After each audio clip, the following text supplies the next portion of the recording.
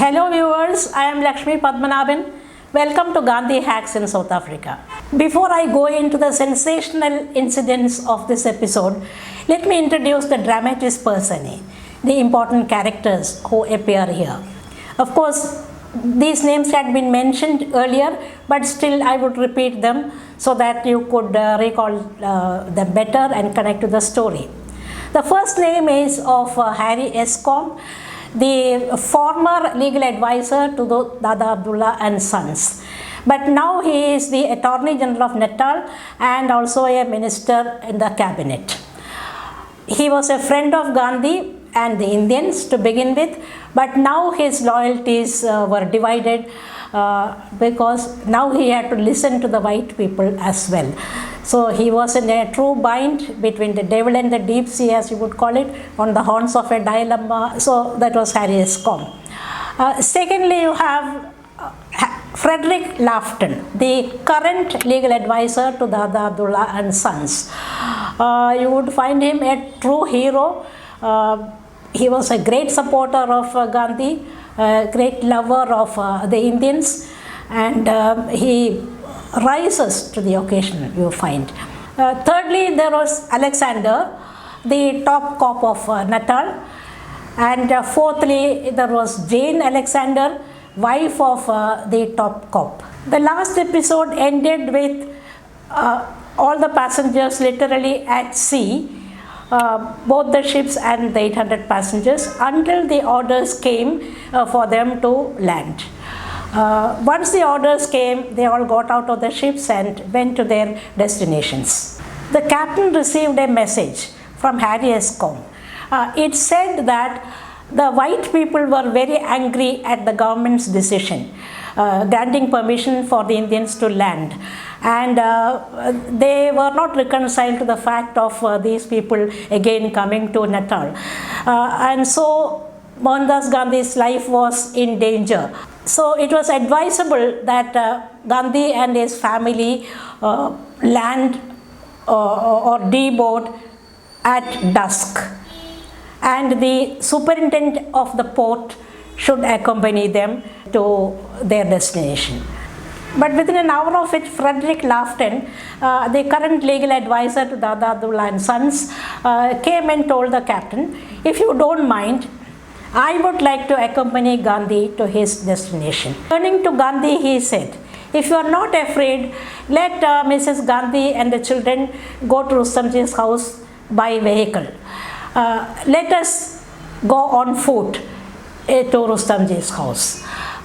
It is laughable that you enter the city under the cover of darkness like a thief." Now, Mohandas Gandhi also liked this idea, and both of them started walking. But soon, some boys who were hanging around there caught sight of Gandhi and recognized him, and they started shouting, "Gandhi, Gandhi," and a few others followed, and there was quite a crowd very soon.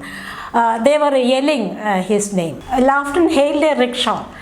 Gandhi hated traveling by rickshaw, but then he had no option. But as he was trying to get in, the crowd was about to attack the rickshaw-man, and he ran in fear.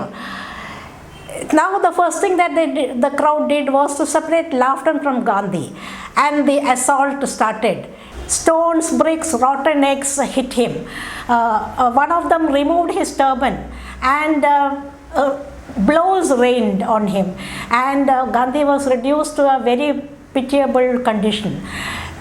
He was trying to hold on to the railings of a house when Jane Alexander, the wife of Mr. Alexander, the superintendent of police, happened to come that way. In time, the lady came, she recognized Gandhi, and she opened her parasol and positioned herself between Gandhi and the lynch mob.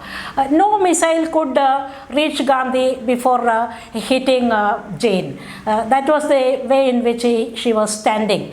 Now, medieval romances portray scenes where you find the knight in shining armor coming and rescuing the damsel in distress. But here was a reversal of the situation.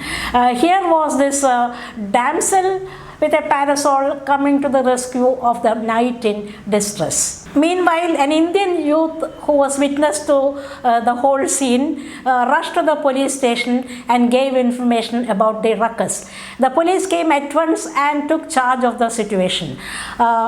They led Gandhi to his destination. Of course, Alexander suggested that Gandhi could stay in the police station which was on the way, but Gandhi wanted to reach Rustamji's house as fast as possible. Inside Rustamji's house, it was all calm. Despite nightfall, there was quite a crowd yelling, "We want Gandhi, we want Gandhi." Alexander was tackling the situation in a very tactful manner. He was pretending that he was with the crowd, that he was against Gandhi. But actually, inwardly, he was very upset. He was worried about the safety of Gandhi. So he sent a message to Gandhi to escape from the place in disguise. That was the only safe thing that could be done under the circumstances. Otherwise, his friend's property would be damaged. Now, this really persuaded Gandhi to obey the instructions of Alexander, and so he got into the dress of a constable and escaped through a side door to the road where a vehicle was waiting for him. While the escape drama was going on inside, Alexander entertained the crowd with a song. Hang old Gandhi from a sour apple tree. He just sort of cheered them up with repetitions of this song. Only when he was 100% sure that Gandhi had escaped did he reveal the news to them that their prey had escaped. He advised them to go back home. The response of the crowd was mixed. Some of them were very angry and some of them did not believe it. Now, as per the cops' instructions, 2 of them got into the house and searched the house but did not find Gandhi, and they were very disappointed. They had to disperse in utter despair. News of the street violence in Durban reached London, the capital of the empire. Chamberlain, the Secretary of State for the colonies, ordered punishment of the miscreants. So Harris called Gandhi and asked him what he wanted to be done.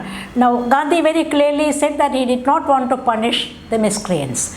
And who are the miscreants? How can I make out who the miscreants were in that large crowd of people? And I don't blame them at all.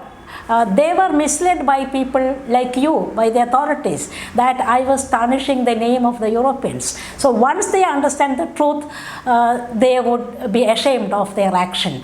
And I leave it to them to decide, said Gandhi. Then on ESCOM's request, Gandhi gave a statement in writing that he did not want his attackers to be punished.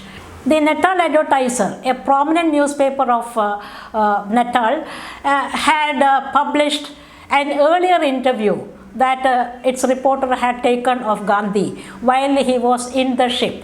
And in that interview, Gandhi clarified his position, that he really had not made any attempt at tarnishing the names of the Europeans. It was all caused by the mischievous summary made by the Reuters. The revelation of all these truths was a setback to the Europeans, and they were ashamed of themselves. Barrister Gandhi's image was taken to another level.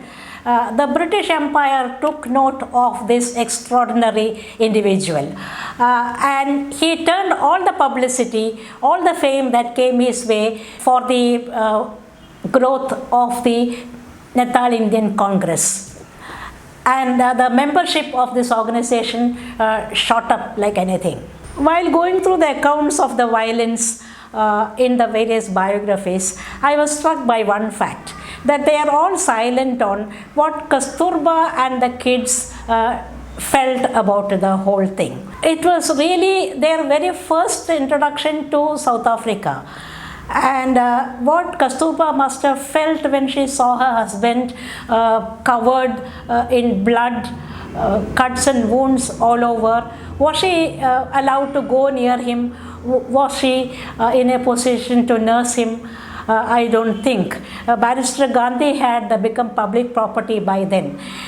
In a sense, this was the right introduction to that life, because this was the first taste of how life would be for her from now on. Her husband had become the leader of a great protest movement. From then on, she was to contend with this aspect of their life. In one sense, it was the right introduction to that life. Now, how that life panned out, what were the unusual situations in which the couple found themselves in, we will find in the next episode. Thank you.